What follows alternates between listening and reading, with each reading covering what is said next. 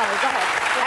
If this were a Daily Caller reporter, I want you to reverse this as an Obama press conference and a Daily Caller reporter doing this, I think there were a lot of people on the left that would be saying that it's inappropriate for them to be acting that way. And I agree, Jim Acosta is always the story. He's always the story. I'm sick of him being the story. I'm sick of talking about Jim Acosta. And in that moment, I thought that he was grandstanding. And I want to just have questions answered about the caravan in a way where the president could at least have his feet held to the fire about what's going on without Jim Acosta continuing being in the headlines. For me, when I saw that, I mean, I learned very early on that what I saw was a battery, not by Jim Acosta, but by the young White House aide. Yeah. When you are holding something, if I may, if you're holding something and you snatch this from me, this cup is now an extension of me. And that means you've battered me. You've assaulted me. So you're blaming the woman in this situation. You're blaming the woman's fault for doing her job. Well, but that's just the law.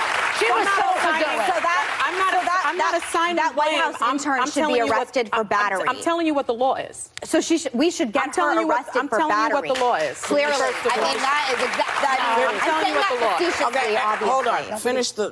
This is the lawyer. I'm telling you. I'm telling you what the law is. You better arrest her. So I mean, you better go arrest her for battery. Stop, Megan. Go ahead. I think what's terrible is that the White House, through the press secretary, sent out an edited, doctored video, fast-forwarding what we just saw, that tried to imply that he assaulted her. So that's coming from the White House, and that's really despicable. The other thing is, you know, when you're talking about Jim Acosta being the headline, if you think about the reporter that Jim Acosta is a reporter who covered the war in Iraq from Baghdad. He's a reporter that has covered many campaigns, Mitt Romney's campaigns.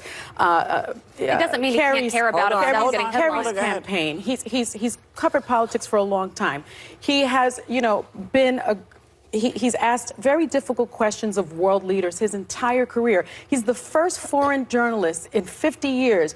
As a Cuban, his father was a Cuban refugee. He actually, in Cuba, held Raul Castro to account for the human rights violations in Cuba. So this is a journalist who has spent his career doing what I think the great journalists do, which is holding power to account for their actions. I agree. There's not enough he's of done it with Obama, and he's done it with Trump. And the issue is Trump doesn't like it. Trump doesn't like it. He's also direct messaged Melania Trump's former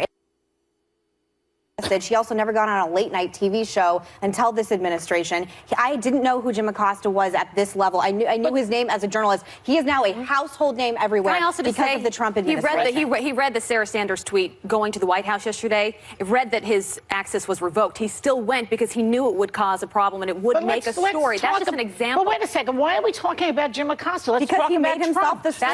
Trump thinks that he can fire people who are in the press. I mean, exactly. It's not about Acosta. You just said don't make it about him, but and then you're making it about him. I was being facetious. No, I'm saying and very sarcastic when I said that woman should be arrested. I was being sarcastic. There is a clear war on the media. Go ahead, Red. Hold on, yeah.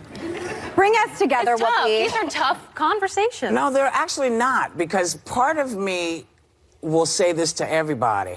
I don't know how long I could be a nice person if I got my face yelled at constantly that I was fake and a liar and a terrible person. I think I would start to get a little crappy also. I'm not making excuses. No. I'm not making excuses, but I do wonder how long folks are supposed to be nice and take it. But I don't and so I think that you can't be surprised at the